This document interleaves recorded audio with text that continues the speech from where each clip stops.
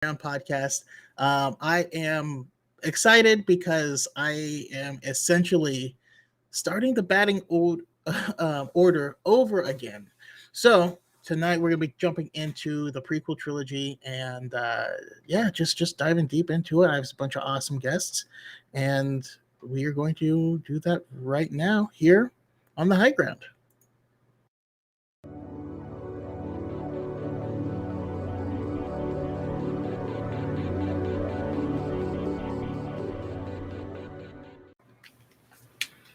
Hello and welcome, party peoples. Hello, welcome to the high ground. Hello. How's everyone Hello doing? there. I'm good. I just ate, so I was supposed to eat earlier, but my order got delayed a little bit. So I was like, Yeah. Hey, it is what it is. I usually die of famine during my podcast, so that's probably a good idea. I will probably do that from now on, but we'll see. Anyways, let's start by going around the room, and we'll have everyone introduce themselves. Let us know where we can find you and all of your awesome content. And let's see. I just pitch a prequel era show that we don't have already. All right, I'm gonna put you all on the spot. okay, You have to think of a show pitch, but it can't be the Clone Wars, right? It can't be something we already have.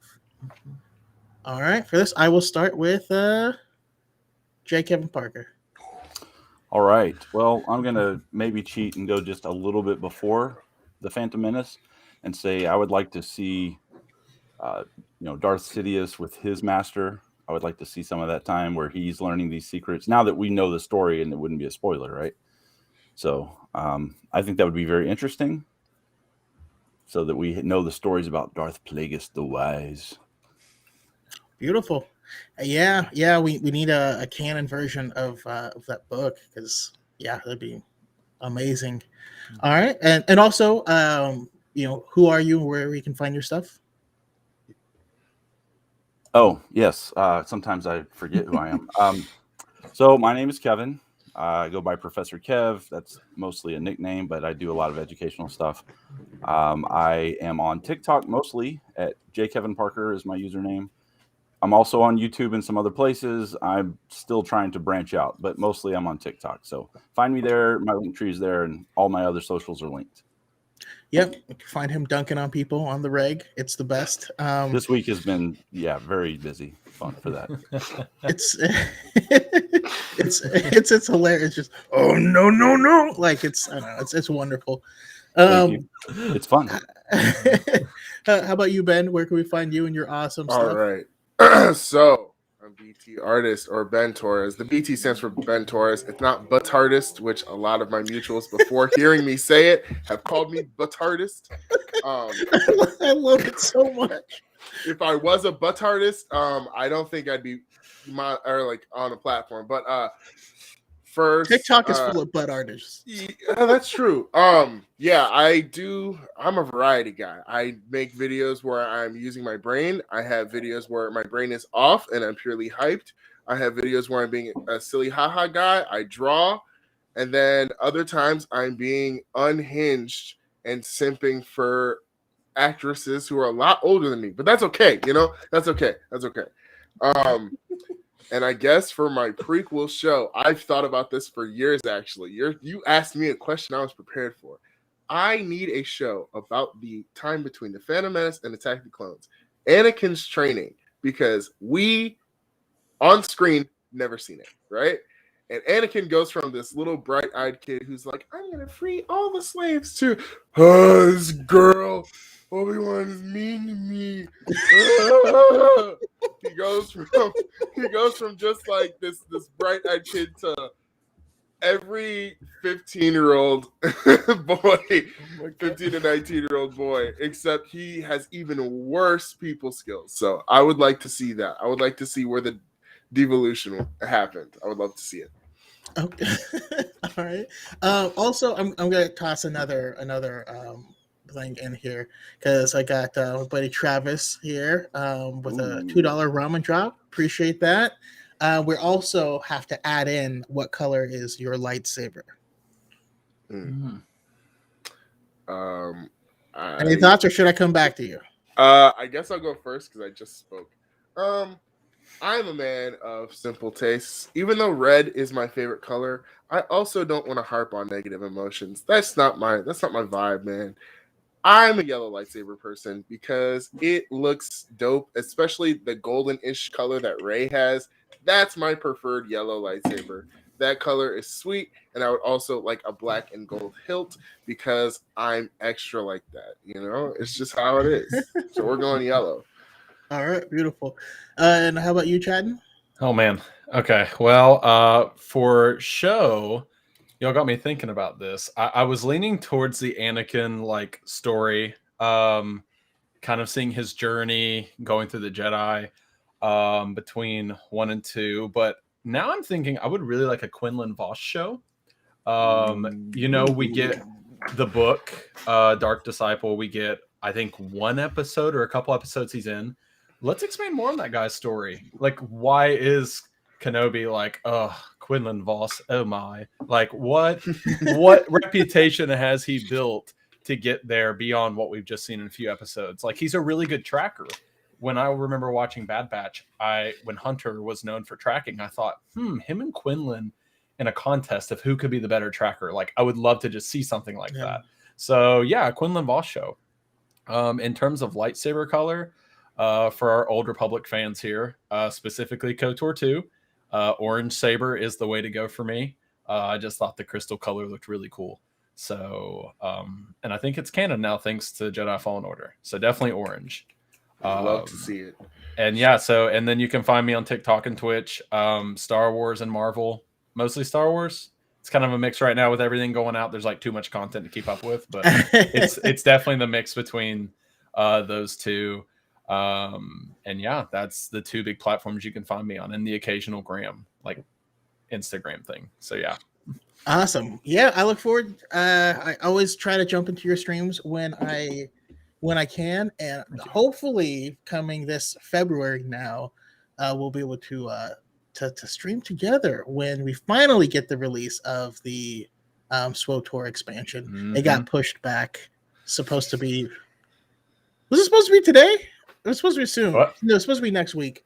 It got pushed back to February. Yeah, I think that'd be great. Looking forward to it, man. And then again, y'all know me as Darth Chaco. Like, I assume if you're here, you probably know me. But my show pitch is one of the things that we don't ever get is what it's like to be raised as a Padawan, what it's like for these kids to be running around, learning these new powers, all this stuff. In a short story from a certain point of view, Empire Strikes Back, Obi-Wan talks about how as a teenager he would touched what's her name's hand under the table at the Jedi lunch table, and felt guilty about it, and I don't know, I just think it'd be interesting to have these teenage kids, and he's growing up, and he's he wants to spit game at he's got a thing for blondes, and that's the other thing is I also want to see the early days of him at Mandalore. Mm-hmm. Yeah, I want to see what happened with Satine the first time of him.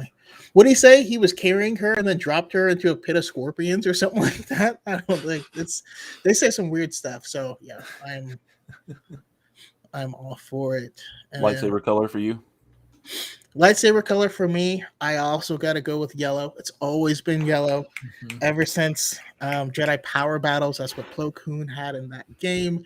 And then I would play Jedi Academy, and I would always play as a Keldor, and I'd always have one yellow lightsaber. So it's been my thing forever. I'm going to have to go with white for me. Yeah. I think I might have started with yellow, but at this point in my journey, I'd like to think I'm kind of where Ahsoka could be. So I'm really looking forward to her show. Hey, it matches your White Knight persona. That's right. I'm a White Knight with virtue signals all day long. Cheers. So I just had to. I wear that like a badge of honor. Don't worry. let's see here. My diet element 7 says fire orange, baby. Yeah. Rhonda with a book says Tenoka's lightsaber color, which is turquoise.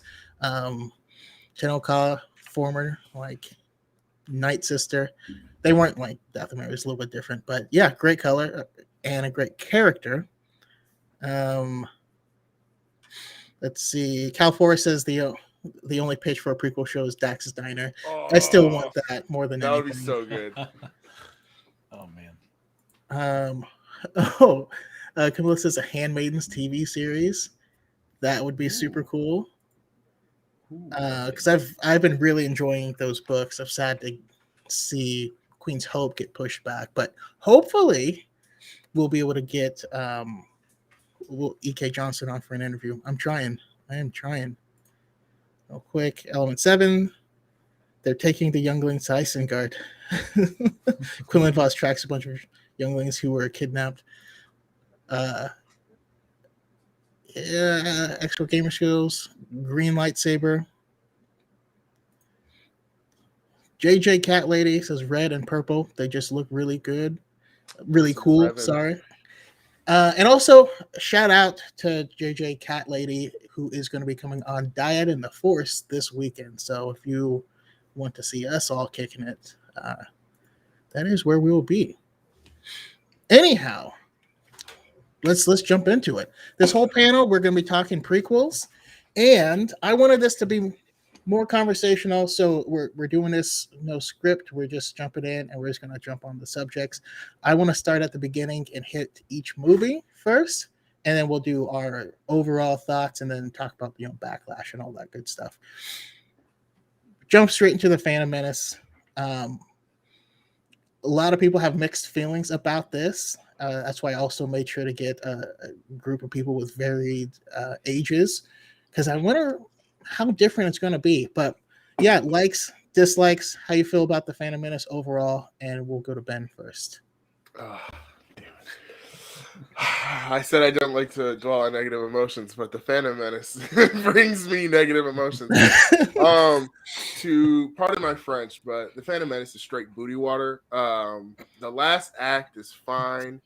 Liam Neeson carries that movie on his back, but as a kid, I watched the movie. I had no clue what the hell was going on. All I knew was Darth Maul shows up, and that's when it gets good, and then the movie ends, and Qui-Gon is dead. And then as an adult, I watched it multiple times, and I was like, what the hell is going on, man? There's a lot of people sitting in rooms talking. And also, even as a kid, Jar Jar made my elbows ache. I never really liked that man.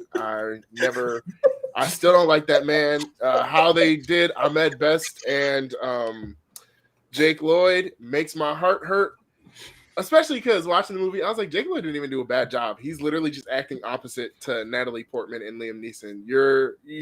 That's not fair. That's not fair. That's like being a first-time comedian and you're on the same panel as literally freaking Bernie Mac and Steve Harvey. Like you're not gonna shine compared to them. You're actually gonna look like doo-doo water. So yeah. The Phantom Menace just that's hilarious. Hurts my brain.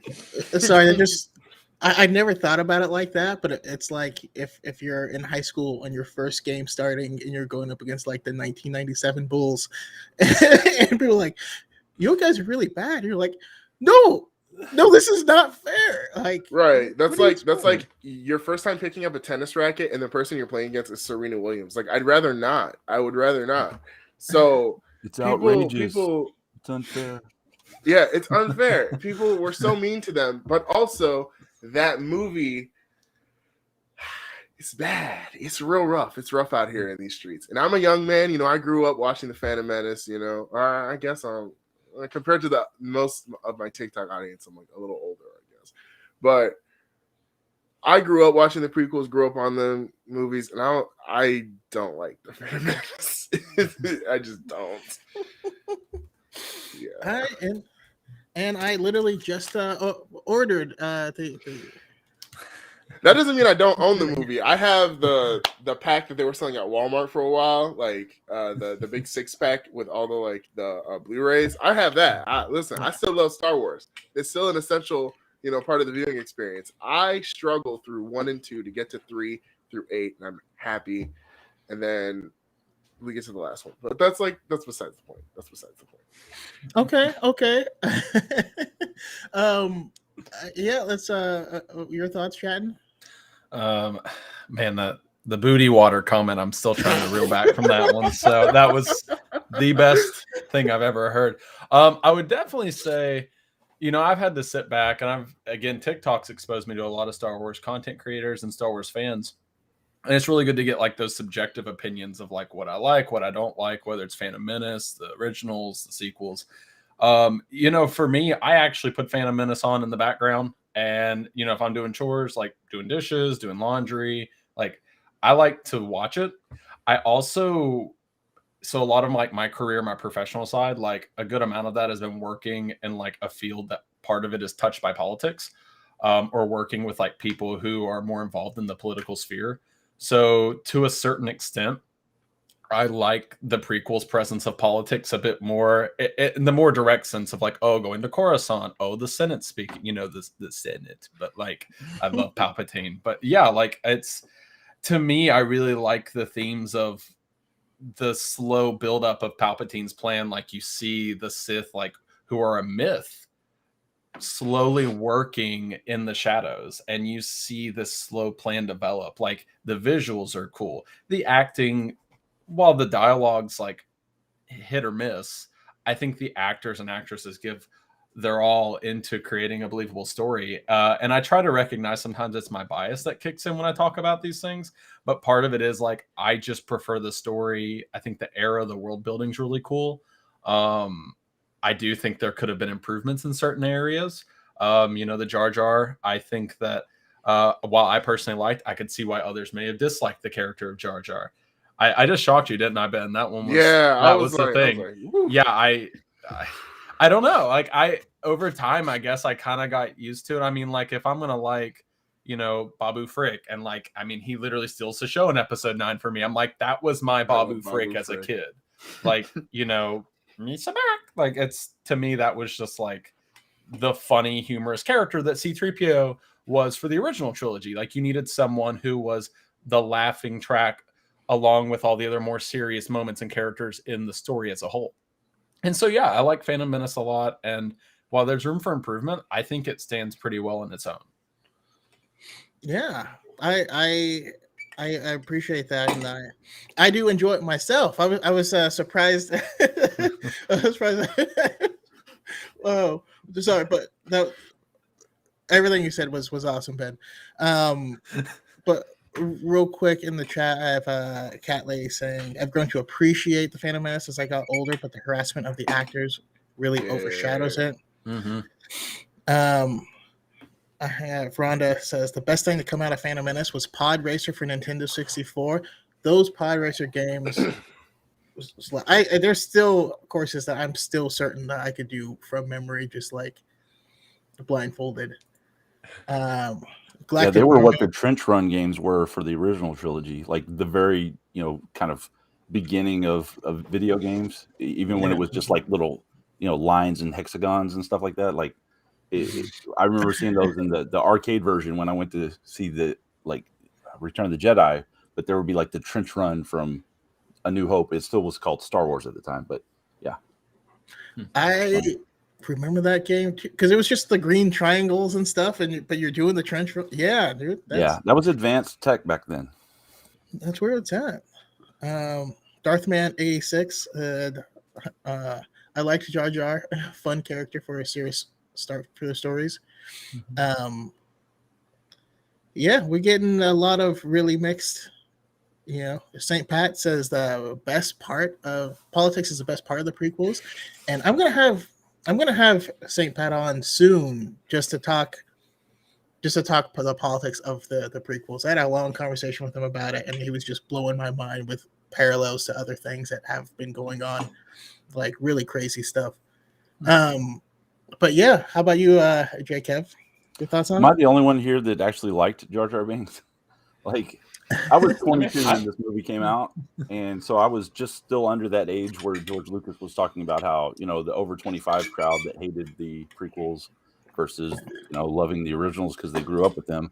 I grew up with the originals, but I was really young when they came out, and I was so excited at 22 years old for this movie to come out. And honestly, it didn't disappoint me. It it had a couple of weird moments, like, you know, the weird puppet Yoda was awful. I'm glad that they changed him. Some maybe I brought back some horrible memories for some people that kind of Horrible blocked that out, memories. but like that with the bug eyes, like it was just that was not a good Yoda. I don't know what Yeah. they were thinking. It was like they Yeah, pulled it that- out of like Sesame Street, like right out of the trunk, and just started going with it. But then the CGI was anyway. Now that we've got it kind of connected, but Jar Jar never bothered me because exactly like Chatton was saying, C-3PO. A lot of people were annoyed by C-3PO, but that was his function in the original trilogy. He was sort of the annoying comic relief. And then, you know, I'm sitting there like, oh, well, that's the same thing as Jar Jar Binks. Plus, he can jump really high. C-3PO can barely walk, so that was kind of cool. Not a great character in Lego Star Wars to play unless you have to open a certain door. That's about it. But Jar Jar, I don't know. I'm focusing a lot on Jar Jar. It's interesting thinking about it from a story perspective, though, because I don't think it stands well on its own. I knew it was leading to something else, and so I just had, you know, suspended that need for a clear protagonist and antagonist because it doesn't exist in this film. You don't even see Darth Maul until like nearly the middle of the film, and I think he's got like less than a minute of dialogue, like 37 seconds or something. I actually timed it one time. It was pretty abysmal. I'm glad we got more of him, you know, in the other media, but still nothing beats that, you know, double saber when he comes out and that music plays. Like, that's the moment we were all waiting for, and I thought it was cool. So overall, I thought the movie was pretty cool, and I was excited for episode 2. I'll tell you my thoughts on that one when we get to it. Awesome. No, I I just started laughing because Cal mentioned Puppet Yoda being a nightmare and a half, and he still haunts me to this day. I just think real quick, we have to No! appreciate. No, That's no, Look at him. Get out of here. no, it doesn't exist anymore. No, Nah, no. that I Yoda's off the purposefully perk, will bro. use He clips looks of this crazy. Yoda Oh. when I'm responding to some of those fanboys, just because I just want to unsettle God. Oh them my even God. more.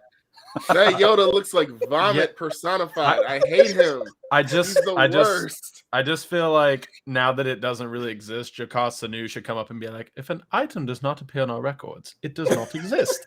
And that should be Thank that you. item. That should That be item. Camino. Oh my So, The god. one yeah. female Jedi that spoke in the whole original, Exactly. prequel Yeah.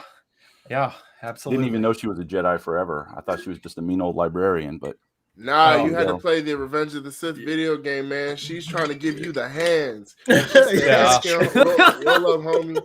she turns out to be a cool character. I just, Yeah, wasted I'll- potential for all these Jedi. I like what the new canon did with her for sure in the comics, though. So absolutely. Whipping out a lightsaber gun and like, yeah, Yeah, let's was go. awesome. I love me a good feisty old lady. Oh, that. Hey, I mean, you said it yourself. Simping for older ladies. That's what you said. I He guess, said I it. guess that's the continuity is It's canon. Uh, Nico says I'm down to make a Skywalker psychology vid. Yeah, like if you make a vid and who knows, maybe we can chat about that sometime. I actually had some people reach out and because they're self-publishing this book called Linking Galaxies, and it's all about the psychology of Luke Skywalker. So I want to reach out and see if I can get these guys on here as well. That'd be super cool. And the foreword of this book is actually written by Element 7. Wow. Interesting stuff. Nice. No, for me, I loved it, when I was little and saw it. And like I always talk about like the sound of Sebulba's pod racer is still echoes like in my ear, like it was the meanest sounding thing ever. Who thought they would show all 3 laps of the pod race? Like now I think like this scene's kind of long. but I love it. Yes, thinking and it really does come down to your own personal bias. If I'm thinking critically on it, I'd say of every single Star Wars film, The Phantom Menace is the largest outlier. As it has it sets stuff up, but it's not it's very tangentially connected to anything else. You can watch 2 through 9 and be in and not need one. It's true. Yeah. Like Darth Maul, amazing villain. Happy we got him back and got the depth.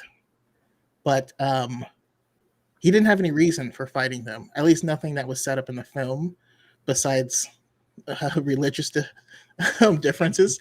And at last we shall get our revenge. Well, what is it about? What revenge for what? I mean, those of us who know extra than the movies, we had a good idea, but they never addressed that in the film. Yeah, and it wasn't until AJ Jedi _Starkiller said, "Yeah, it's the best movie that doesn't have a protagonist," and I was like, "Oh, there's no main character." Not protagonist or antagonist. Yeah. There's It's a 3 phantom. floating protagonists. You got Qui-Gon, Anakin, and Padme, and Anakin And doesn't even Obi-Wan? show up. No. Obi-Wan's validity as a protagonist in that movie always makes my brain hurt because he's out of it for He's the guy in middle his chair. chunk. Yeah. But I think that's what's cool about it, though, is the fact that it is against kind of what the previous movies did before, and it went for that more ensemble cast approach, which I think again, art's subjective, but I kind of liked that it didn't just have the focus of one person. This is the most important person hero wise or villain wise. You got to explore a lot of different stories and build up from a variety of characters and their perspectives and their interactions. So I don't know. I guess I liked that mode of storytelling in this. Okay. No, I like that. And I like that we got to see the beginnings of Sheev, even though we didn't know his name maybe at the time, but Palpatine didn't just start out as the chancellor. He was just a senator from Naboo. Yeah. And so I thought that was interesting, but at 22, I was starting to get into real world politics. So maybe that's why I found that a little more interesting, what they were diving into, and it didn't bore me like it did a lot of people. I also like the pod race, all 3 laps. I don't care. I loved it. But I think without showing that Anakin could do that, there's no justification for him flying a Naboo fighter, right? None. Yeah. That has always made me so mad. Well, lucked his way into defeating an army. Every time I watch Luke, doing the Death Star after his first spaceship, and people want to complain about Rey as if those 2 guys had it nailed, all their training. And no, it's all a little iffy, but just to show he did have some experience handling some things, did make it a little more believable, at least for kids, which is the target. Yeah, absolutely. I'm not gonna lie. As a kid, I watched that scene. I'm like, now how the hell did he just luck his way into blowing up an army? This kid. That is how the Force works. The Force, exactly. Yeah. No, R2 did it. No, the Force, bro. The Force did it. My buddy Travis says this might come across as an insult to Sam Jackson, but I always thought Episode 1 Puppet Yoda looked like a half botched clone of Mace Windu. I need you to hit up Sam Jackson right now and just apologize. Just need you to apologize to my man's over there. His great grandfather. I love it. No, I just always enjoyed it. And one of the things that I do like, because I do really enjoy the politics that happen in the prequels, and I think one of the important things for media, even if it's made for kids to consume, is to not dumb it down so much for them.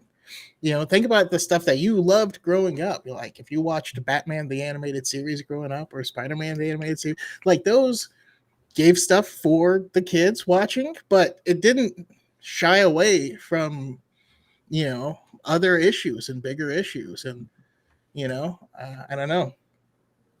It also started my love for Felicia Hardy, but that is a whole side topic. I don't know. But let's see here. I'm just laughing at the chat. Same replies to that super chat. Please, God dang it! And then also to kind of answer what you were saying, Jacob, the name Sheev didn't appear until 2014. Yeah, I was about to say that was like a recent thing because I remember I was on like Facebook or Twitter or something, and somebody's like, Palpatine's name is Sheev. I was like, okay, well, Papa Sheev, that's Daddy Sheev, you know. You got to give respect to the Senate. You know what I'm saying? He's a bad guy. You wouldn't want to cross him, but also he's got the name Sheev. Do you really want to be around someone whose name is that close to Shiv? No, you really don't. So you don't want to mess with that guy. Oh man. Also, Lila Blob, who's over on our Twitch stream, said, wasn't The Phantom Menace really the only film being released in 3D during that 3D TV phase? I was not part of that hype, so I don't know. Yes, it was, and they were supposed to do all of them in 3D, but it was such a flop, I think, even though they had made a bunch of money when it came out, in 2D on the original release, that they just didn't release them anymore in 3D. Like, that was it. Interesting. Also, booty water and vomit personified added to vocabulary. Yo, it's off the top. If it comes out, I forget I say it, and then someone brings it back. I'm like, oh, I did say that, huh? It's okay. If it could be worse, we could be like last time when I had the Jedi Always on, and we were talking about Palpatine's feet. That's it's a whole thing. Dogs is crunchy. It's like a drink from Tropic Thunder, Booty Sweat. Not that I've seen that movie 20 times or so. Cal says, my headcanon is Sheev is short for Sheevan. I like it. I approve. That's why he became a Sith Lord, because he was sick of being bullied.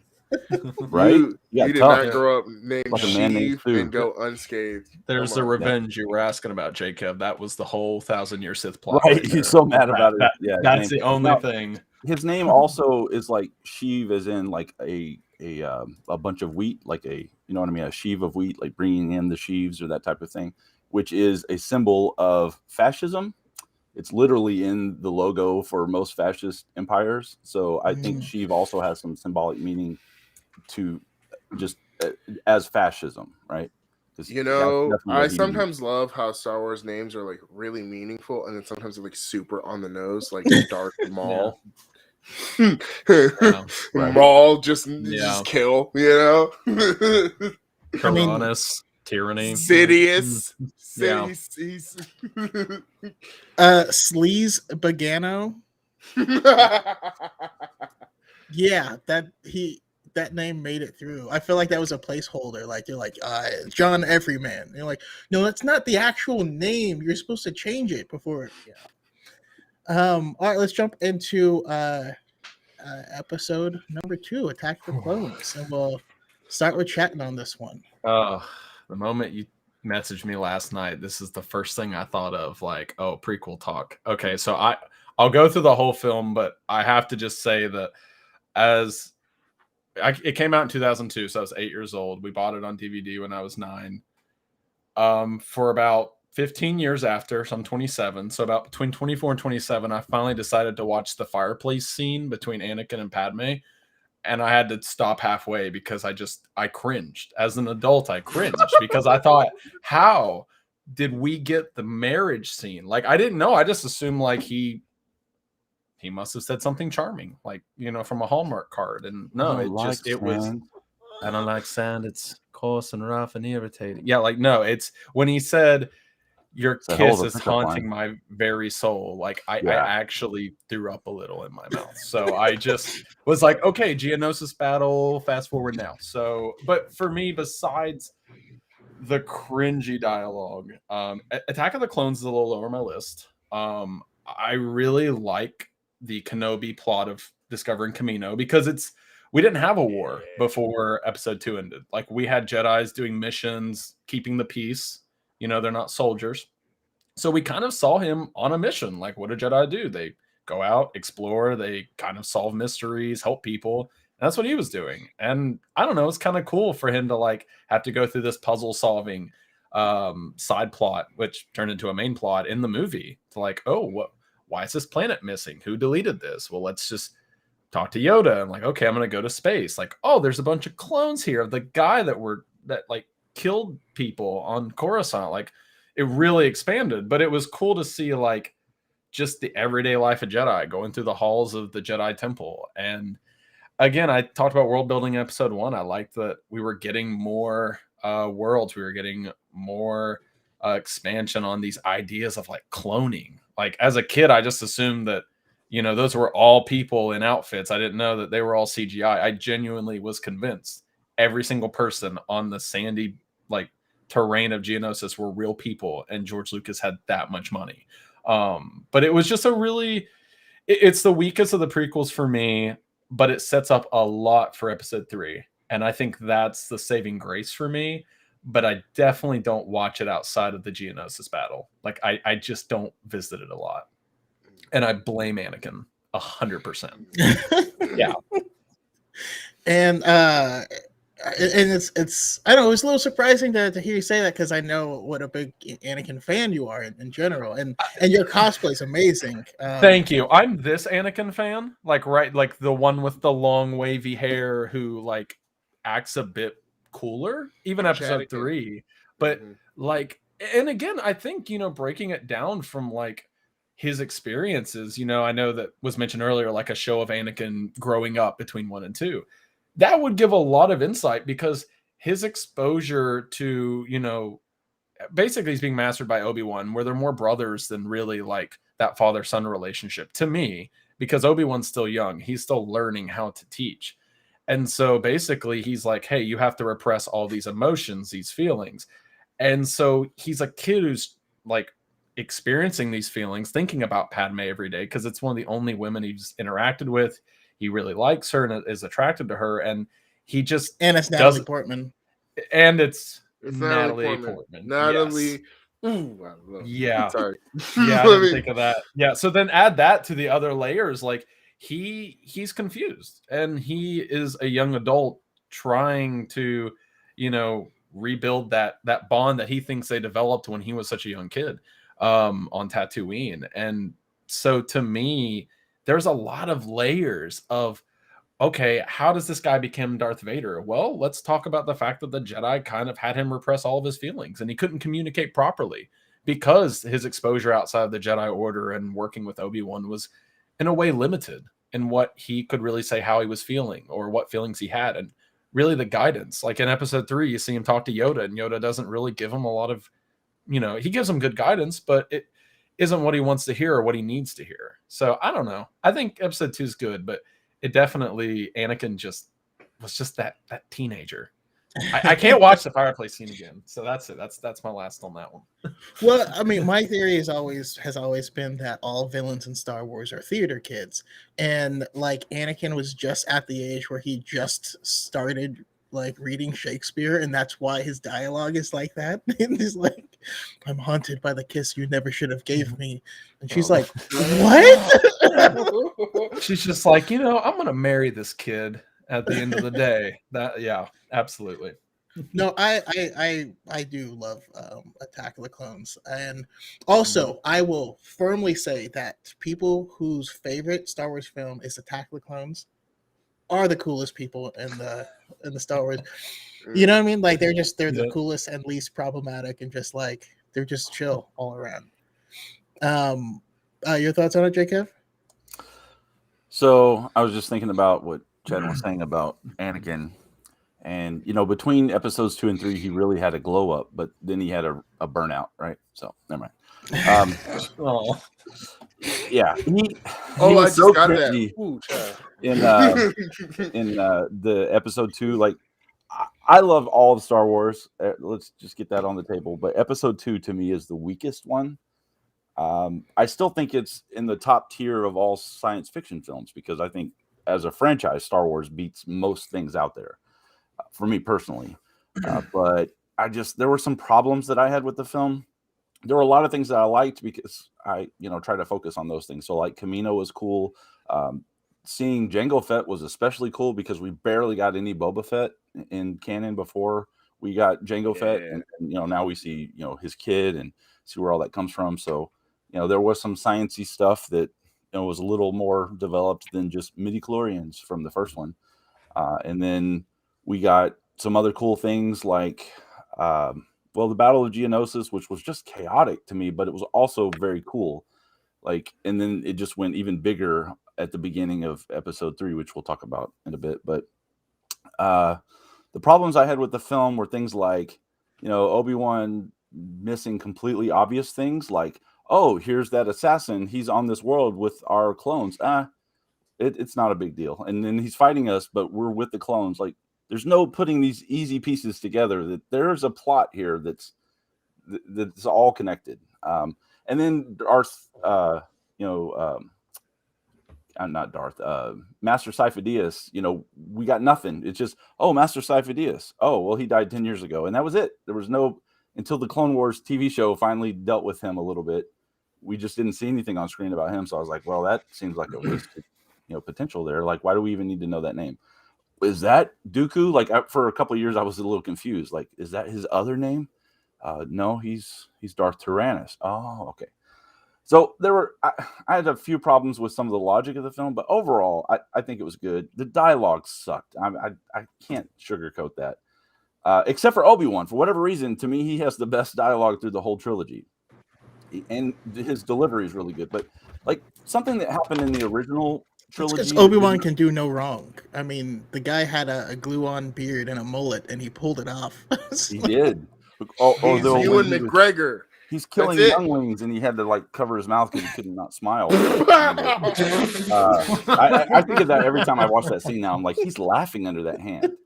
But no, he, his stuff was good. But like in the original trilogy, we have so many iconic moments of dialogue and acting because those actors, particularly Carrie Fisher, doctored the script and said, "Here's what we should be saying," and they really took an active role in it. And George Lucas was like, "Whatever, just." Faster and more intense or whatever. You like those were his directions. We got to the prequels and he wrote everything and they were all new actors just bowing down to, George Lucas and did whatever he said. And then we got what we got. Like there was no pushback. There was no like creative input. And that's why a lot of the complaints about the prequels were that Lucas should have had his friends direct the films like he did in at least episodes 5 and 6. And it would turn out better if he's not doing everything. But I still push back on those complaints with my contemporaries and said, listen, it's still George Lucas's vision at the end of the day. And compared to any other film franchise, it's still good. So, no, it's not my favorite film. It's my wife's favorite Star Wars film, by the way. So, yeah, I think, Chaco, you're right. She's not a problematic fan. She's not even invested pretty much at all. And she thinks I'm weird that I talk about this stuff all the time. But she loves that film. And so I'm like, it's cool. People who love the Attack of the Clones are cool. The actual Attack of the Clones was amazing, and the whole, Imperial March sequence near the end of the film, that was amazing.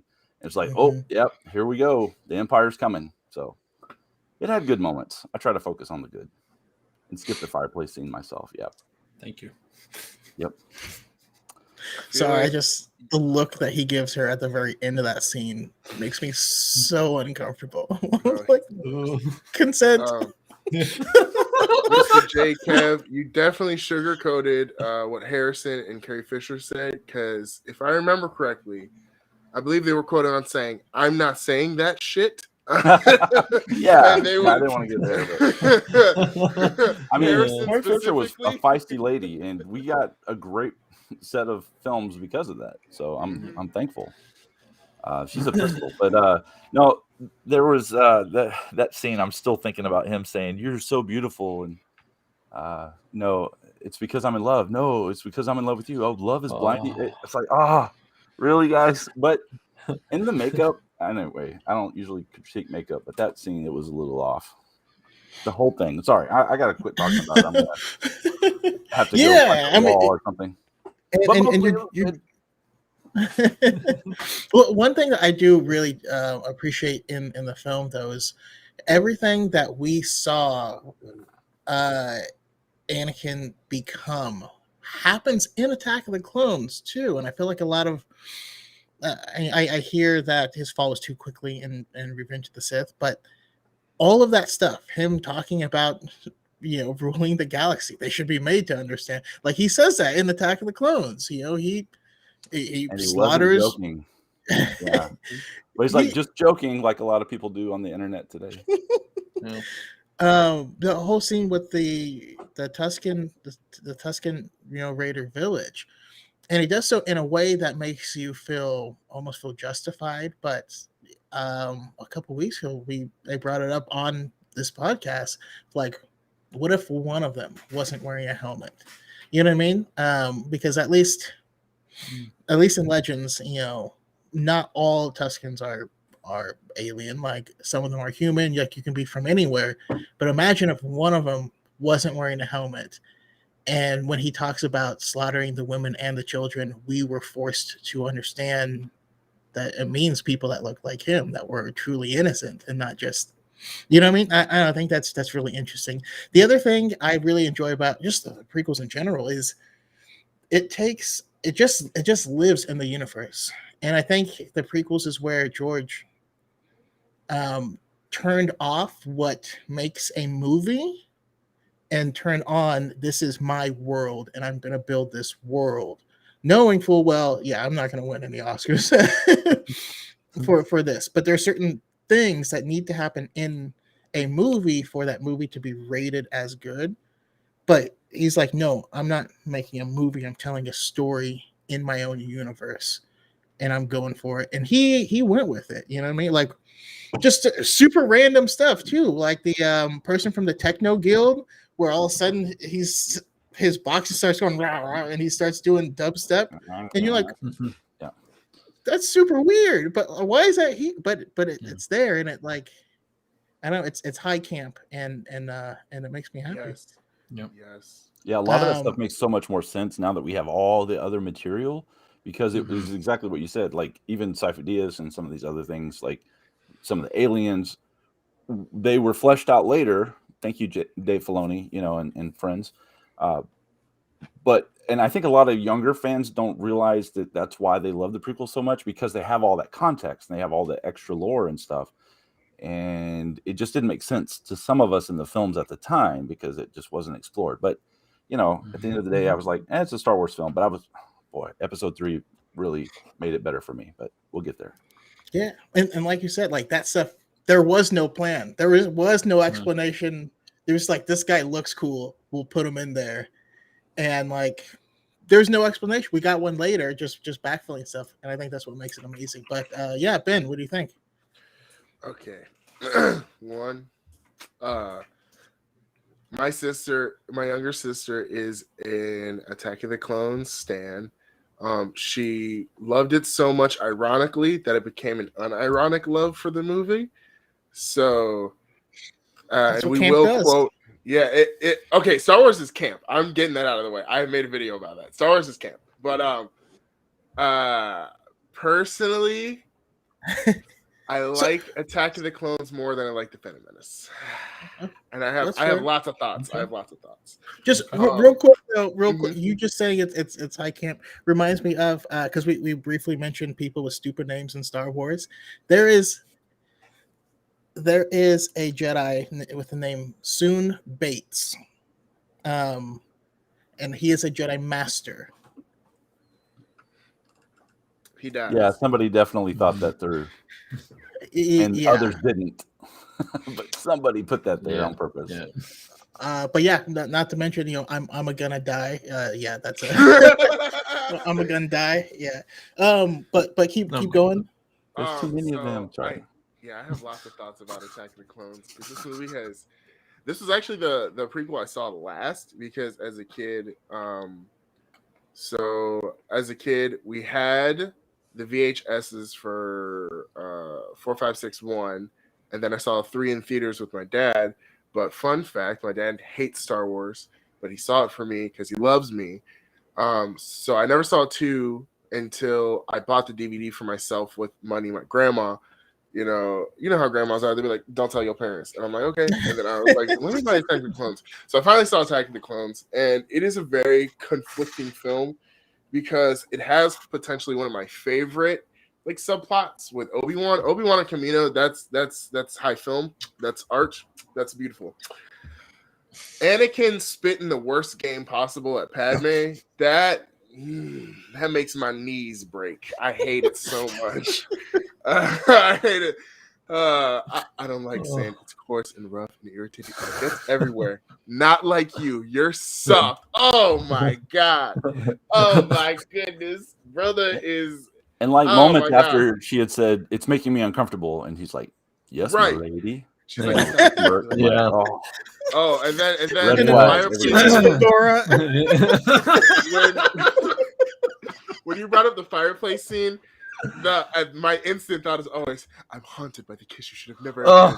Anakin, you are a cornball. Anakin and Kylo Ren watched one iDubbbz video in 6th grade and fell down the alt-right pipeline, and we had to deal with it as an audience. Okay, we had to deal with it as an audience. Okay, there's many conflicting feelings. Like, one, I like it more than the Phantom Menace because there's less Jar Jar. That, in my opinion, is good. It was also painful that Dave Filoni loves Star Wars so much that even in the Clone Wars, I couldn't escape Jar Jar as a Jar Jar anti. I am a Jar Jar anti. I hate that man. That man, I wish him nothing good. I'm at best, I wish the world. I'm at best, lovely, a king. He deserves Whatever. everything. He got Queen Jamila. He did? Yeah, he saved the galaxy once. Yep. Mm. Even though he's But- secretly a Sith Lord, but we won't get into that. Yeah, We won't get into Yeah. that because, Ahmed Best had that woo. tweet, and I was just like, what you mean by that, Ahmed? But less Jar Jar is a good thing, but Jar Jar said, Misa proposed. That man threw off the entire feng shui of the galaxy with one bad idea. and the whole universe had to deal with his bad idea. And Jar Jar has game. I see that comment. That's funny because Jar Jar has an arc. It's so funny to me that Jar Jar has an arc in the Clone Wars where he's like trying to basically fight coronavirus, and he also has a girlfriend in that arc. Hilarious to me. Also, never need to watch it after I watched it one time on Cartoon Network. Never need to watch it again. But oh my god, my thoughts on Attack of the Clones are scatterbrained because it's a scatterbrained movie. But it's also like there is a central protagonist. There is an A plot, a B plot that properly converge. So I appreciate that. I will say every Star Wars movie in the main line in 1 through 9 has a really good final act. I had to exclude Rogue One and Solo because Rogue One, obviously, the final act is fantastic. Solo, I have thoughts about Solo, but we don't need to talk about that. But every 1 through 9 has a fantastic final act. If you were to watch the final act on its own as a short film, you could be like, this is fire. But what comes first is important. And in Attack of the Clones, we have Anakin committing baby's first act of genocide. He went through that village and murdered everyone. He said, everyone's a goner. He also was in what would be Luke's room later, throwing a tantrum. He's like, oh my God. And Padme's reaction to hearing Anakin committed an act of genocide is, to be angry is to be human. Homegirl, what? She's ignoring all the red flags because he has those beautiful blue eyes. That's it. She's looking into his eyes. She's like, this man is spitting the stupidest stuff out of his mouth, but man, is he fine. That's all that was going through her brain. She's like, ooh, I know he's so fine. That's all she was thinking about. And then also Attack of the Clone gives me Padme in that white outfit, and as a little boy, that was like, whoa, wowie, wow. I was like so happy about that. But also, Padme was one of my favorite characters just because she was cool. I just liked her, but also, I'm so scatterbrained. And the one scene in the beginning where she's like, I'm sorry to the handmaid who dies in her place, but like also, isn't that the decoy's job? Like, that's what they're supposed to do. They're supposed to die in place of her, but she's like apologizing to her like that wasn't supposed to happen. That was supposed to happen. That's what she got hired for. That's the whole goal. You're not supposed to die. That's kind of the same thing though, as like a waiter brings your food and you're like, thank you. And you don't go about time, because like that's your job. I don't know, it's still something that it's Palpatine different. would have done, at least secretly. But yeah, it showed her heart, right? Like it showed that It did. she's still a human with It did. feelings. that are not matched by this teenagers. Oh, anyway. No, oh my God, what Yeah. does a 24-year-old woman need with a 19-year-old boy who doesn't know how to say I'm sorry and maybe I'm tripping? You know, he has no emotional checks. Anakin was on one in that movie. He was just tripping, mad tripping. Ugh. But yeah, I still, despite all those complaints, I still enjoy it more than the Phantom Menace because there's less Jar Jar. Obi-Wan is a Chad, a god, and that mullet that's one of the 5 people on the planet who's rocked the mullet properly. And Now I need to know. Samuel the L. other 4. Jackson was basically like, Samuel L. Jackson spoke purple lightsabers into existence. He said, I want this. And George Lucas was like, I'll see what I can do. And then he did it because you don't tell Samuel L. Jackson no. Ask the Russo brothers. They're afraid of that man. The Russo brothers, I heard that he was like, I don't tell you how to direct, you don't tell me how to act, and they put him in less movies. I noticed that. They gave him less lines. I was like, whoa. They didn't want to deal with that. But, you know, like Samuel L. Jackson gets to do stuff in Attack of the Clones. He doesn't just stand around, you know? Yeah. Now, I do have to say, I do agree with Camilla here with Padme is allowed to fall in love with whoever she wants and should never be faulted for it. I do think, though, I would have drawn the line at murder. I love my wife, but if she like murdered a room full of people, I probably would have been like, Padme is the perfect Yeah. example of that like liberal girl who has an alt-right boyfriend, and she's like, we don't see eye to eye on things, but it's okay. And like she's like that. Everyone knows one. She's like that. She's like, I know he committed an act of genocide, but have you seen him? Like, I'm not saying no to that. Yeah. She's the perfect example of like what is needed of like, yes, things are terrible like in the galaxy right now, but I truly believe that we can come together and we can make things better. You know, there's a whole speech that she does about, you know, just because there's darkness in something doesn't mean that we abandon it or let it go. We love it and we show it light and we hope that it chooses the light, is what she says in her speech. And so I do love that. But like, you know, I just love Padme as a character. She's she's a winner, you know. I also forgot one last thing. Attack of the Clones has my favorite line in any Star Wars movie ever. Boba Fett going, "Go on, Dad, get him." That I love that. It's so I love it. Every time I watch Attack of the Clones, and I'm like, oh, it's coming up. And Boba Fett says, "Go on, Dad, get him." I'm like, you're right, get him, get Obi-Wan, Jango. Come on, Obi, get him. Yeah, I don't know. I had a lot to say about Attack of the Clones, but none of it made sense. Once we get to Revenge of the Sith, though, it will make sense because I have a lot of thoughts on it.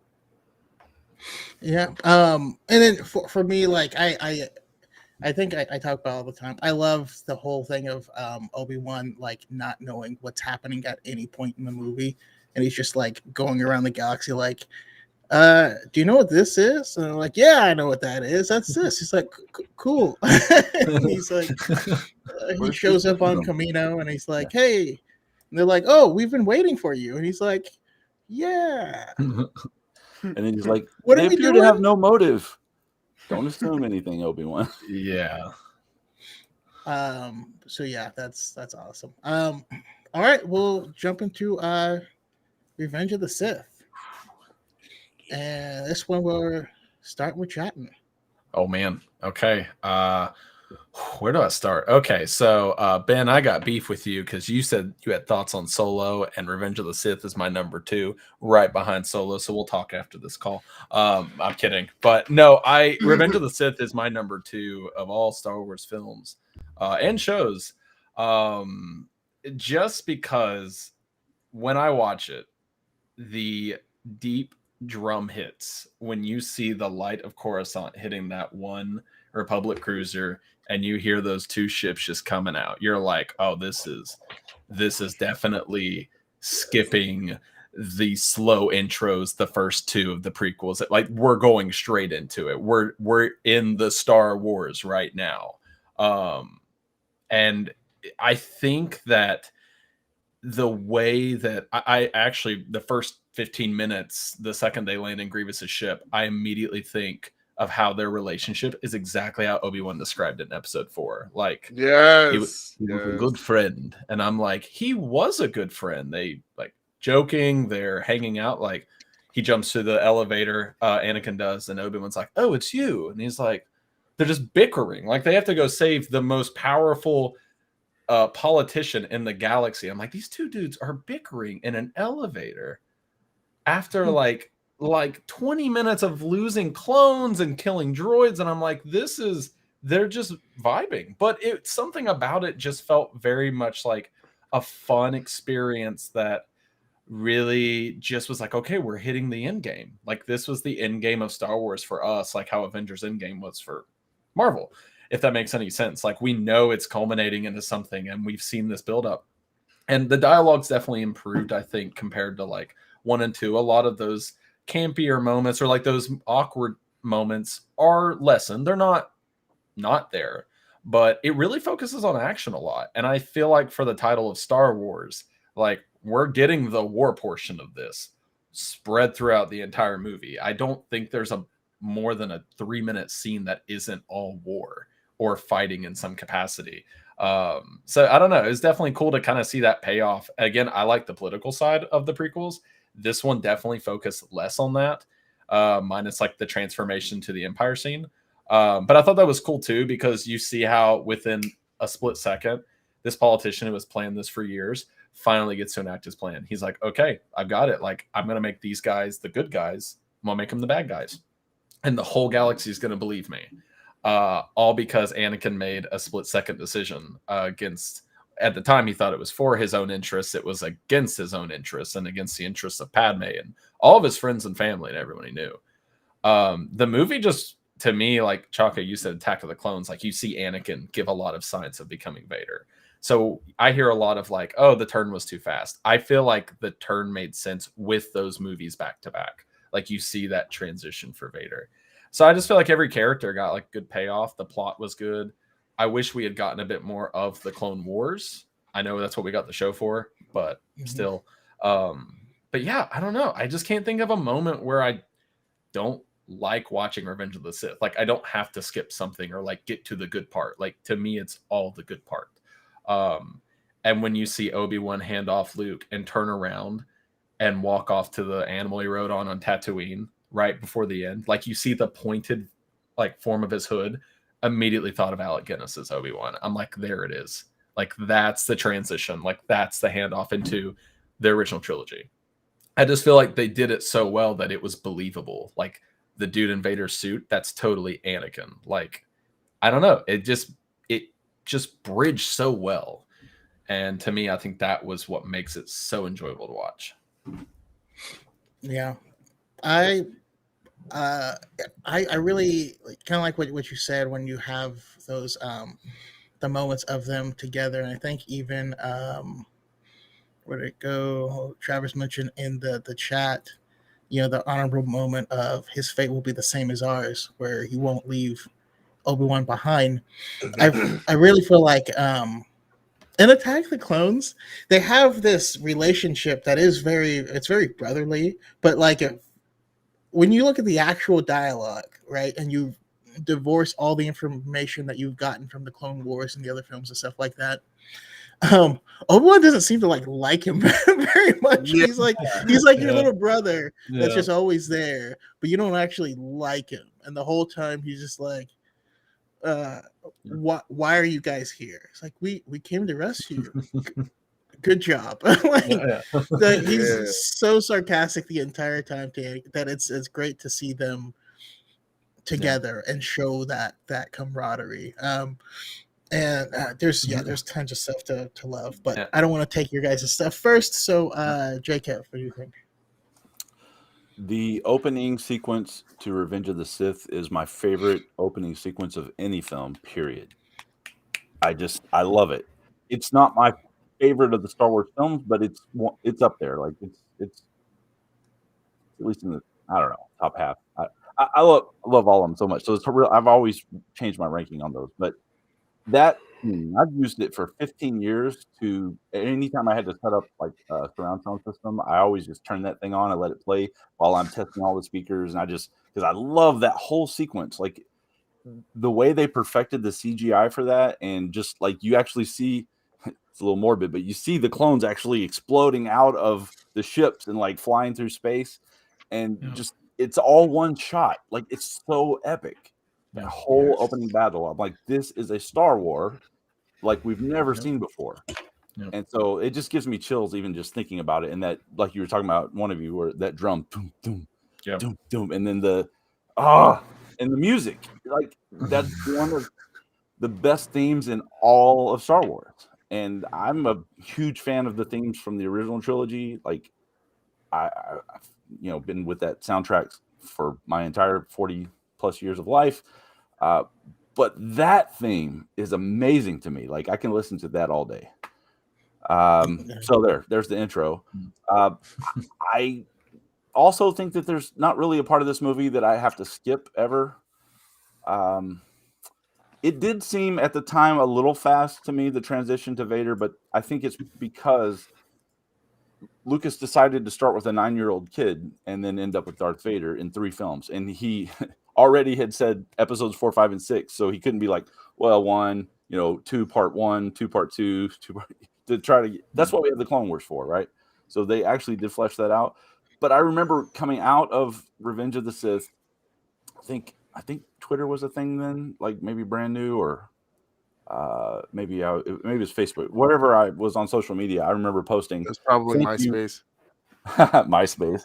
Yeah, no, I was already out of that. I was like, thank you, George Lucas, for wrapping it up so well, because I was so grateful of how well I thought the story wrapped up. It didn't even seem to me like, half of that film, as long as it is the transition from Anakin to Vader. Like, it's not like the last act. It's half of the film. Like, it's right in the middle point when he, Mace Windu goes out the window, and then it's just Anakin. I know dad jokes are gonna get dad jokes. My dad literally would say that to me. It would make me like so mad because I love Mace Windu. He's the traitor. But it was that it just didn't seem like work to watch it. It was interesting. Like I was really engaged with it, I guess. And so I didn't think it was from that point forward. I didn't think it was too fast because Anakin was just broken, especially when he went, domestic on his wife. And, then he was just so broken by the end of that. And Palpatine's like, you killed her, kind of smiling and sort of not where he could see it. And people complain about I thought that was so emotional. Like that scene to me was powerful. And when I watched that movie, I had just gotten married like a week before The Phantom Menace came out. So by the time that movie came out, I'd been married 6 years. And I was just imagining what if I had lost my wife and I had this terrible transition, and I would have been screaming no as well. Right. Like, I don't know.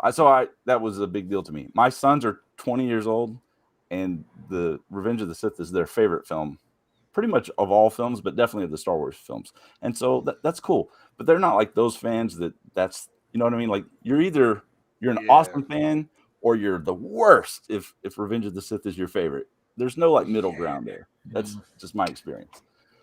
They're of the good variety, which I'm proud of. But overall, I just think it's a great film for Star Wars. I don't think none of these films stand alone. That's the thing. A lot of people are like, oh, this is a great film, but not a great Star Wars film. Nah, I don't buy that. A lot of them have to be great Star Wars films that may not even be great films, at least on their own, if that makes sense. Like these are definitely, this was episodic storytelling way before Marvel started doing it. Nope. And in a way that even television wasn't doing in some respects. So that you just have to understand that going in, and then the thing can be enjoyable. So I enjoyed it. I thought it was a great transition to the original trilogy. Yeah. Camilla says, watching Revenge of the Sith after reading Brotherhood is going to hurt more than I possibly could. The book Brotherhood that's coming out, if you guys aren't aware of it, is the story where where Anakin gets knighted and actually gets to become on par with Obi-Wan, as his master, and they go on adventures together. Also, I feel this way about Queen's Hope as well. Queen's Hope, which is coming out in April, is Padme and Anakin in it. Like, it starts out on the day of their wedding, and they get into some hijinks and stuff. There's a lot of awesome content that's gonna really, and I just love how much the extra content elevates these films. It's not a weakness. It's not a crutch. This is a universe. These are stories, and I love the fact that they can introduce something and not close off that thread in the film, because they know that we're leaving certain things open. People can expand on them. This is a universe, not just one person's story. I So just hope that we don't have to live through Order 66 yet again. Oh, Like, No. it's so gut wrenching every time. Like, Just- I love the Clone Wars, but that was tough, and then we got it again with the Bad Batch, and it's like, I don't know if I can take it. yeah. I need Order 66 just to feel something, Well, I mean, there's that. If you don't feel anything at some point, then you're in trouble. Like, you're in psychopath territory there. Vince Skywalker says, "I just needed Padme's deleted scene to not be a deleted scene." Yeah, agreed. The one with her with the Separatists, or I think it's a delegation of 2000, isn't it? Where she's forming the rebellion. Yeah, Yeah, such good scenes. That's canon in my head. So yeah. There was a lot of stuff where, my goodness, if y'all haven't read Matthew Stover's novelization of Revenge of the Sith, do it. I swear to God, it'll. However you feel about this movie, it'll times it by 3 to 6. It's that good. It's that well written of a book, just in general, but also, oh man, like the delegation of that scene in the book. It's her starting to form the rebellion, and they were like, "Hey, we really need Palpatine to pay attention to this. We should have a Jedi come with us." To really like hammer in the point. Do you have any Jedi that you can trust? And she's like, I definitely do. And she thought about it, and she realized she wasn't thinking about Anakin. She was thinking about Obi-Wan. And like that little part, there's just like little nuggets in that book that are just, I don't know, they just hit. They just make the whole thing hit different. But yeah, how about you, Ben? all right, so I said earlier I had thoughts, but these, unlike Solo, these are positive thoughts. Revenge of the Sith, hype. Who's taking pot shots? We're not even talking Solo here, man. Listen. Revenge of the Sith, probably the movie I've seen the most in my entire lifetime. That was the first Star Wars movie I saw in theaters. I was spoiled in 2005. I got Batman Begins and Revenge of the Sith. I was smitten. I was so happy. The only issue was trying to get an Anakin action figure. It took until middle of 2006 for me to get one because Anakin stuff was just gone. Like, my dad was like, dude, I don't know what to tell you. Like, don't you have connections? Can I give me someone who can get an Anakin figure? Come on, it's my man's. But Revenge of the Sith, it sends chills down my spine. It makes me, ooh, I love it. It's like eating a nice decadent piece of chocolate cake after you've had a shitty dinner. Like the shitty dinner being episodes 1 and 2, and then the decadent chocolate cake being Revenge of the Sith. Revenge of the Sith. It's so specific. And the funny thing is, these all are off top. Like, I'm literally shitty just dinner I'm and just booty shooting. water. I'm just like, what are you eating, man? You need to pick a new venue. I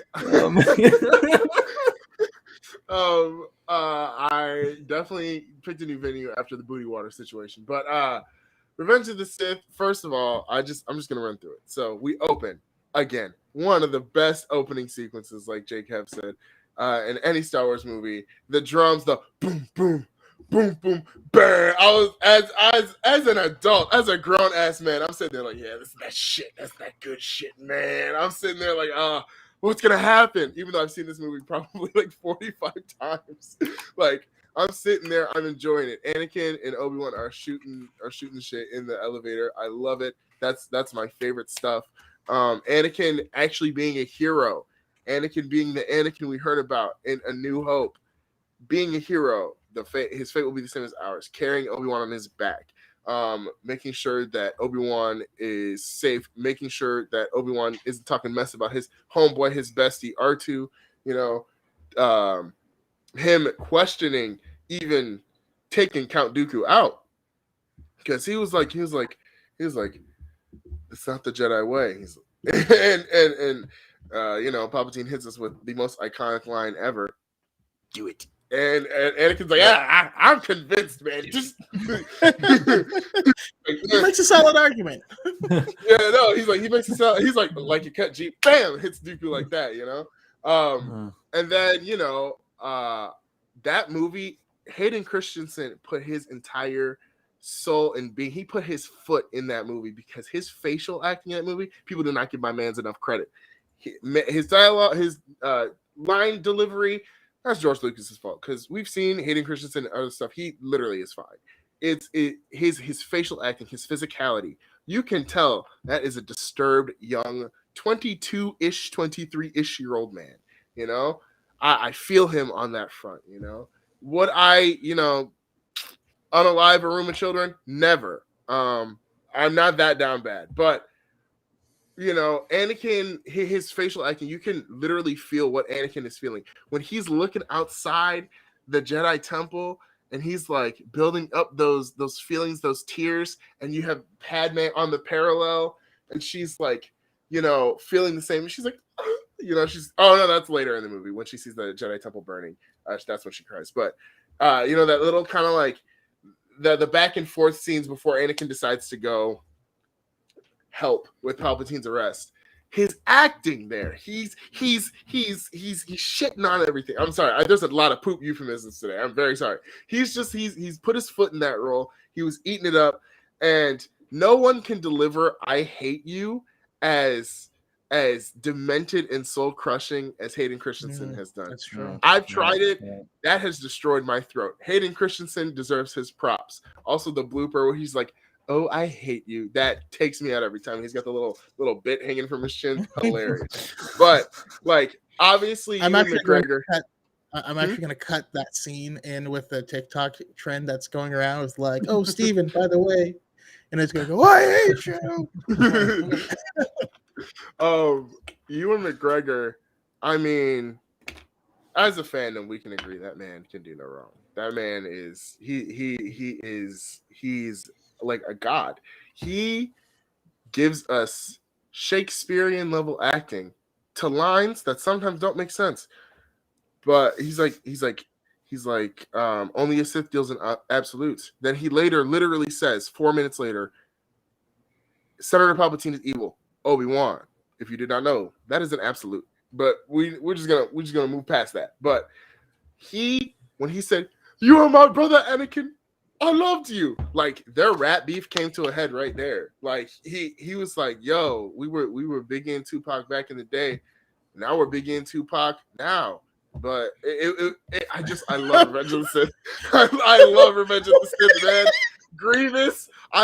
Grievous gave us bad long rights after it'd been so long we haven't seen Darth Vader on a movie until the end. Grievous was coughing up a storm. He was literally me in school with my allergies and my asthma just dying after running the mile. Like Grievous, I feel him. What was that? So uncivilized. Yeah. Obi-Wan tossing the gun. That movie is camp incarnate. It is so good. Yeah. Even as a little kid, I may have been a little demented. I'm 7 watching this movie in theaters, and Anakin enters the room. "Master Skywalker, there's too many of them. What are we going to do?" And then Anakin's just like, and then boom. As a kid, I was like, "Hey, yo, it happened." Because it always bothered me, even as a kid. Even at 7 years old, I'm watching movies. Kids are in them. I'm like, "Yo, this kid in this situation, they're dead. They're gone. Why are they here?" Horror movies, Jurassic Park, that whole thing. I'm like, why are they even here? They're annoying. Anakin took care of that problem. Now, in context of the situation. Yeah, no, that's demented for sure. Demented. I'm like, this is foul. This is evil. Anakin's gone. I was so hurt seeing my homeboy turn like that. I was like, no, because I had watched the Clone Wars miniseries on Cartoon Network to lead up to Revenge of the Sith. I didn't get to watch Revenge of the Sith right away because my dad was in China, and my mom does not give a damn about Star Wars. So like at all. Like my dad is the only one who's like willing to was to tolerate it. My mom's like, I do not want to watch that. That is not happening. And I was like, okay, I gotta wait till Dad comes back from China. So he comes back. I watch it with him. I'm like, this is the best movie of all time. I love it. I am obsessed. I love Star Wars. So yeah, Revenge of the Sith is camp greatness. It's a silly, fun, good time, but also super serious and dark. Jar Jar has zero lines in that movie, and he has 2 scenes. So therefore, best prequel overall. Already there. So he actually has 2 words. He has 2 words. What he say? Oh, he gets bumped into by a sinner, and he says, "Excuse me," and that's right. That's right. I caught that actually on a more recent view. I totally forgot because Jar Jar. I just don't think about things that bring me pain. I caught that on a recent view. I'm like, did Jar Jar actually speak in this movie? But I just love Revenge of the Sith. Anakin versus Obi-Wan, one of the best fights in all of Star Wars. I don't care that it's really choreographed. I dance, so that just made me happy, When Anakin and Obi-Wan hit that boom, boom, boom, boom, boom, I'm like, I'm eating that up. I eat up every moment. It's it's a great fight. There are just certain parts that are just kind of weird to me, like the part where they run up and kick each other twice. Doesn't make any sense. but yeah, no. All right, so I have to ask though, how do you guys feel about because we're different age groups. There was a lot of backlash that came out afterwards. So I want to hear what you guys thought about that, and but also let's make sure we're not. I don't want to. We're getting towards the end, so I don't want to hit us with too much negativity. I also, so your thoughts on the backlash, but also the best parts. Just real quick, we hit the best parts of each of those films, and we'll go with who did I start with last time? You started with me twice last time, so I'll let someone else. You gotta let Jacob start. My bad. Oh, you're good. Jacob. So you're asking about the backlash to the prequels in general? Yeah, to the prequels in general, and then the best parts. I had some friends that I thought were pretty decent people until they started trashing the prequels. I'm like, you're dead to me. Like, we're done. Maybe not quite, but like it just frustrated me. They were the same people that trashed on, the part 2 and 3 of the Matrix trilogy, which is a whole other topic I'm going to be starting to talk about very soon, leading up to part 4 coming out. But the same problem I saw with both of those franchises was not in the people making the films. It was in the people consuming them, having their own agenda on what they thought that the world should look like. And it was different from the creators of the world. And they wanted to argue with them. Like it was their thing to argue with. And my deal was, even if you don't like the prequels, it's George Lucas's vision. Let's just honor that and let kids enjoy it. And I loved it. So I just kind of dismissed them at that point. I didn't care. When this movie came out, I was, I guess, 28. So I was at that point, I was who I am. And I didn't care what they thought. But it was rough, like for a lot of people to like Star Wars in those days. But I didn't care. As soon as my kids were starting to come along, I introduced them to Star Wars, and they all love all the films just like I do. And so that's one thing I love about each of the trilogies is that there's so many memories from each one of me sharing them with my kids. So you asked also about good moments from each film, like some of the best. Yeah, but I kind of want you to feel free to interpret it how you want. This could be your best moment while watching it with your kids, or your favorite thing in the films. We want to hit some positivity. Yeah, definitely. So I'm going to go backwards with Revenge of the Sith.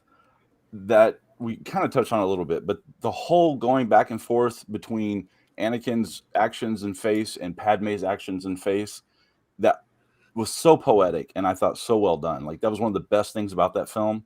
When they kept going back and forth, like when they were both antsy, and then all the way to the point where they were both sort of dying at the end. Also, little lines like, Anakin saying to Palpatine, his fate will be the same as ours.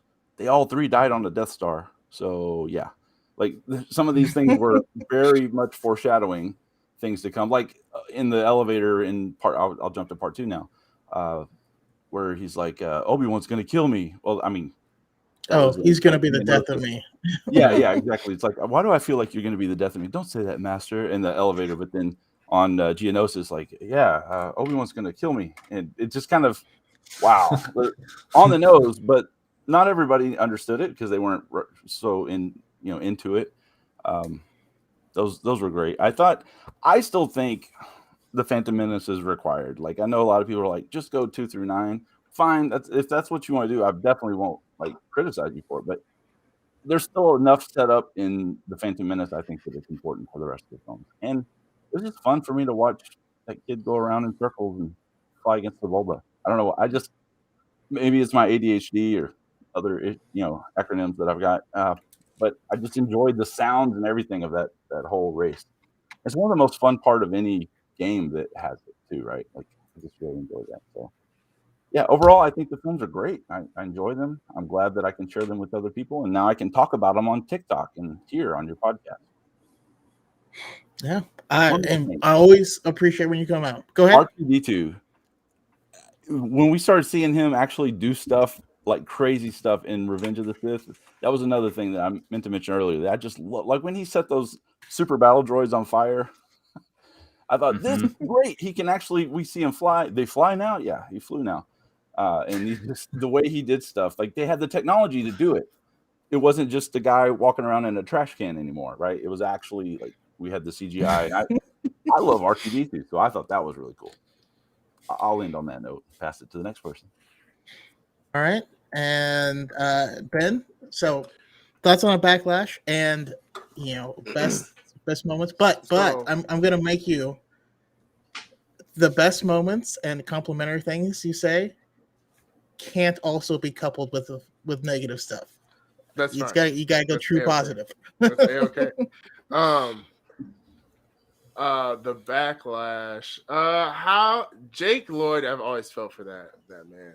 I have always felt for Jake Lloyd. That breaks my heart. Like, that man's life has never been the same. Hearing that he was bullied, and man, when Lego Batman said kids can be cruel, he was right, because kids are so terrible and mean.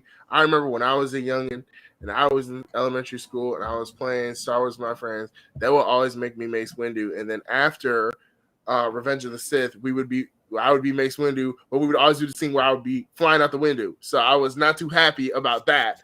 They weren't really good friends. But yeah, I feel like as a youngin' coming up, it was rough to be like, my favorite Star Wars movie is Revenge of the Sith, because you'd have some like old man on his keyboard, like, you idiot child, why you insolent buffoon, blah, blah, blah, blah, blah, which is what people do now to sequel fans, which is so annoying. They have become what they swore to destroy, it's real sad, they were supposed to destroy the Sith, not join them. They missed that lesson, apparently. But the backlash to the prequels is really, it was just weird, and it sucks the fact that we basically repeated history, even though I'm someone who kind of was just like, man, I'm just enjoying Star Wars right now. Like, sometimes the movies make my feet hurt, but it's just fun, man. I'm getting more Star Wars. I have my opinions, but like, can I do a 9-movie marathon because I'm insane? Of course. I love these movies, man. It's my whole life. I got a whole shelf next to me of Star Wars figures. Those are my homies. Positive things. Like I said, Ewan McGregor carries these movies on his back. He probably needs to go to a chiropractor because he carried this whole trilogy with his Shakespearean acting, his beautiful beard, and that wonderful the thing that threw me off as a child was the fact that they did minor makeup to him to make him look more like Alec Guinness. So when I see him in interviews, I'm like, there's something off here. Something's not right. It's like, no, this is right. That's how he looks. He doesn't look like Alec Guinness. They just did minor things. The one consistent thing, John Williams, he decides to just put his entire soul in Star Wars soundtracks. It could be a scene where people are just talking and the soundtrack's just like it's insane. Like, he does crazy stuff. Duel of the Fates, probably one of the best film scores of all time. In episode 2, best thing, again, Ewan McGregor, but shout out to the man, the myth, the legend, Tamora Morrison, for giving us Jango Fett and then following up and giving us the clones and consistently being the voice, basically the voice of Boba Fett. Other people come in now and again to take care of it for him, as well as Daniel Logan, who also reprises his role as Boba Fett. But we have Tamora Morrison. We have the base model of all the clones. I feel like he doesn't get his props enough for being the like OG clone guy, because we see even in Revenge of the Sith, Cody has a different personality than the other clones around him. It's subtle, but he does. He has a different personality than the little pilots we saw at the beginning of Revenge of the Sith. Tamora Morrison gave Jango swag. He gave Jango like everything that was necessary. He just gave Jango a mystique about him that was really sad to me when I was a kid and I saw Samuel L. Jackson just. I was like, but I liked him. No. The Phantom Menace. You know, the best thing about the Phantom Menace, obviously the dual fates, but we got to give a shout out to the advancements in special effects and the, like, even watching the movie at, like, now, Jar Jar's CGI is not bad. It is not bad. It's like, it's obviously a little dated, but the motion tracking, the CGI, the fact that they even are crazy people and went in and did CGI on bloopers and deleted scenes, nuts. I love that, the attention to detail. And Jar Jar was the first. Like, it didn't exist.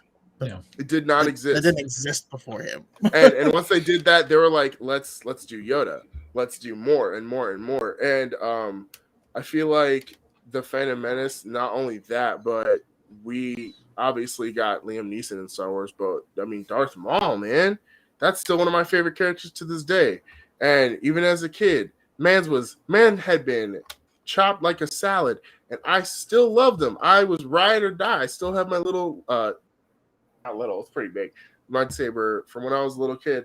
I love that man. I love Darth Maul. He had not much to say. He was a man of action. He just did what he needed to do. He came in, he jumped Qui-Gon in the desert.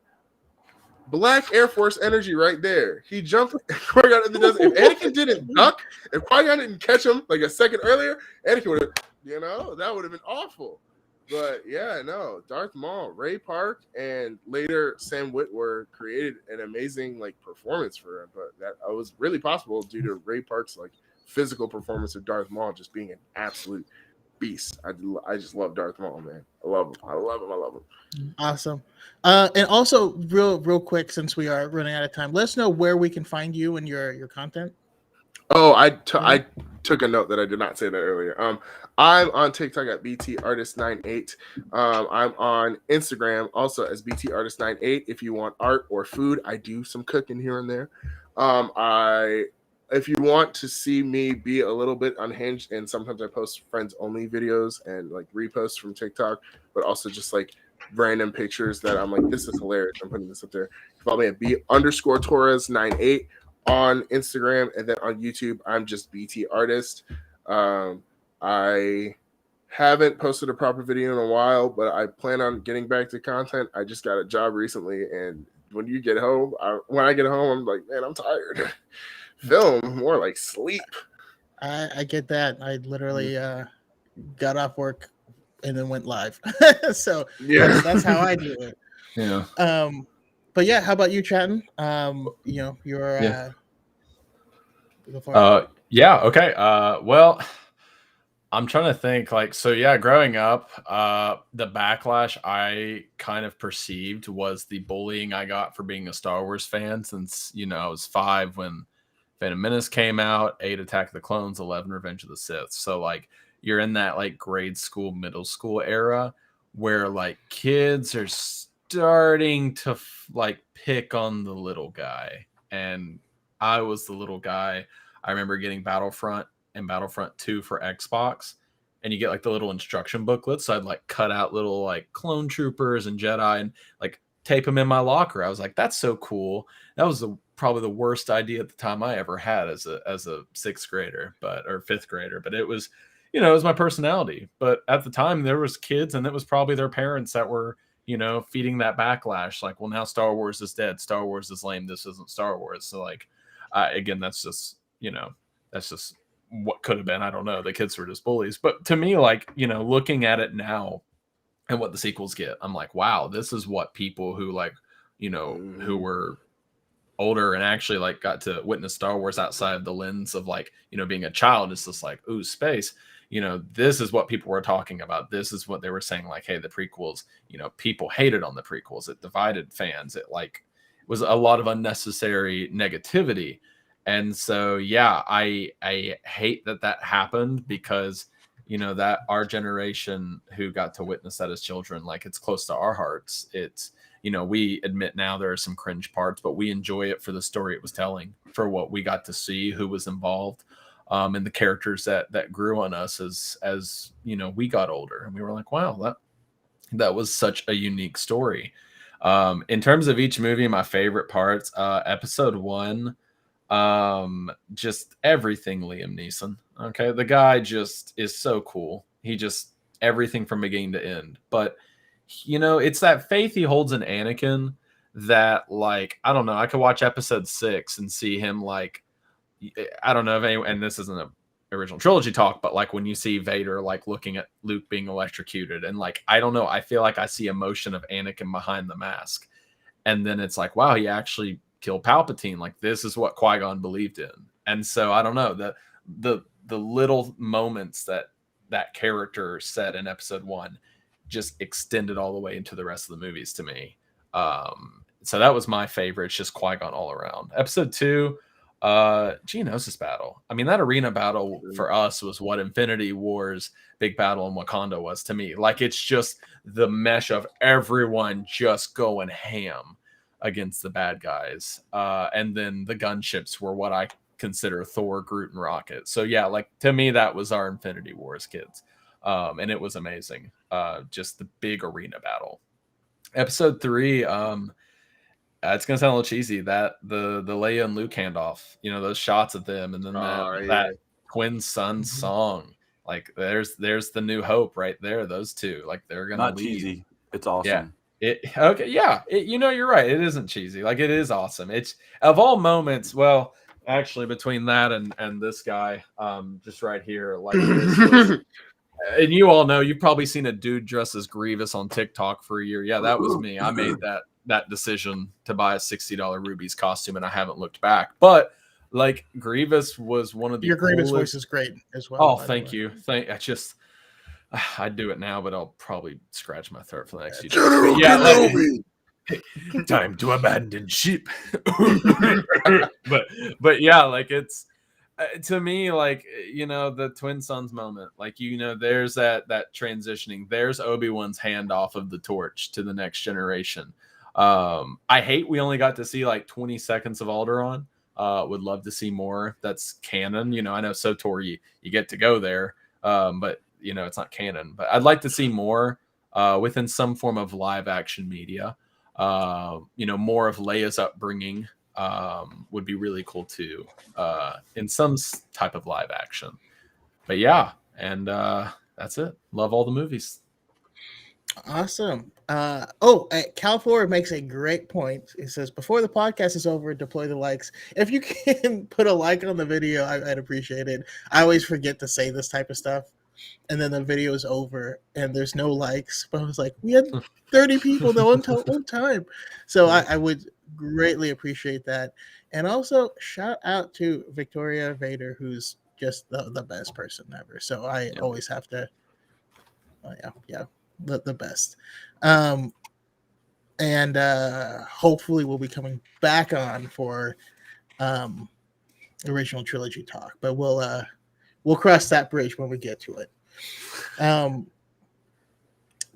So in chat, did you say where we can find you? And yeah, TikTok and Twitch. If you want to see the dude in a Ruby's Grievous costume and whatever trends are going on TikTok, that's me, the man behind the mask. And Twitch, I'm the guy who just does Maul, Anakin, and Grievous impressions for 2 hours playing Battlefront and not really playing the game, just doing impressions. So that's pretty much it. That's where you can find me. His streams are great to watch. Just a lot of great energy, and like I said, the voices and lightsabers come out. It's good times. The mall. It's just I was hoping for Kenobi. I haven't worked on it in a while, but it's fun. So I appreciate you stopping by. All right, and J Kev, we didn't talk about where we can find you, but also if you have any closing thoughts. You can find me in cyberspace. Specifically, TikTok is it's still funny to me. I've been on almost 2 years now, and I only got on to see what my kids were watching and laughing their butts off about. Right, so I was like, hey, and then I posted a video about Tony Stark, and then now I'm here. So pretty exciting stuff. That's where I'm mostly active, but I do some Instagram, some Twitter, some YouTube. I don't play games these days just because I've got 5 kids to feed and so on. But I'm so anxious for the whole Skywalker saga Lego Star Wars. Yes. Game. Oh my God. Streams. The delays are killing me. I don't think you played any, right, Chaco? Like any Nope. of those games? Well, never played any. I played Lego Pirates of the Caribbean for like 10 minutes. Oh man, wow! It's so But not Lego the Star day Wars. The Skywalker saga comes out, I'm buying it, and I'm just that. If I ever do Twitch, it'll be that. So there you go. Absolutely. All right, can't wait. Closing thoughts. You said, just it's better to focus on what we love than to focus on what we don't like. Some people make the whole negative thing their personality, but I don't let those people bother me, and none of us should. Like, I know a lot of us got bullied or whatever for liking Star Wars, but there are more of us. I love that line in the last film, The Rise of Skywalker, and we get it twice. There are more of us, and we got to remember that. It's great. Star Wars is fun. There's so many layers. We can all learn stuff from it, and we should just enjoy it and have each other's back. And that's really why I'm here. So there you go. That's why I'm here. Yeah, thank you. Oh man. Let's find out. But yeah, I mean, overall, once again, thank you guys for coming out. It's always a pleasure to talk Star Wars with fans, and we mix it up. We get different people interacting. I have to say, I have the best chat of all time. That's not even like hard stop, so I appreciate everyone here in the chat. Real quick shout out to Harith Productions. Sophie Warren, I don't know you, but hello and welcome, and I appreciate it. We have Victoria Vader, who is amazing, stopping by. Star Wars lawyer, Cal Forer, also a streamer, check him out. JJ Cat Lady is awesome. She's going to be coming on Died in the Force this Saturday. We have the Padawans podcast. That is Luke. You can check them out. I think they just moved to Thursdays, something like that, maybe. I don't know. Just lots and lots of awesome people. Shout out to Galactic Mermaid, who I've been seeing stop by more and more often. Who totally, dunked on me, and I had to make an I was wrong post. Oh no, I mean, whenever I'm wrong, I'm happy to take it. But we have J. Kevin Parker in the chat here. He's a cool guy. You should check him out at all the places he just said. And for me, when it comes to the backlash, I did literally think I was the only person in the world that liked the prequels, and I love all of the films. So even if I'm talking about any negatives or things that could have been better or whatnot, don't be mistaken. It doesn't mean that I don't love these films. Doesn't mean I don't rewatch them. Doesn't mean I wasn't obsessed with Jedi power battles as a kid, and all those things. And so I love that. Now that a lot of the really, really nasty negativity is over, we can come back and be more critical and have these real discussions without going toxic. That's amazing. I can't wait to do that in the future. But just keep being amazing. Keep being good fans. Keep having these positive conversations. And this is how we take things back. I feel like we've made a big spot for ourselves on TikTok. We're taking over Twitter and YouTube next. And you know what, damn it, we're gonna make people enjoy movies or just not be a dick. I don't know. That's that's the end game. That's the end game. Yep. But anyways, I appreciate all of y'all and everyone in the chat. Thank you for coming. Like, share, subscribe, do all the things. I appreciate it. And may the force be with you.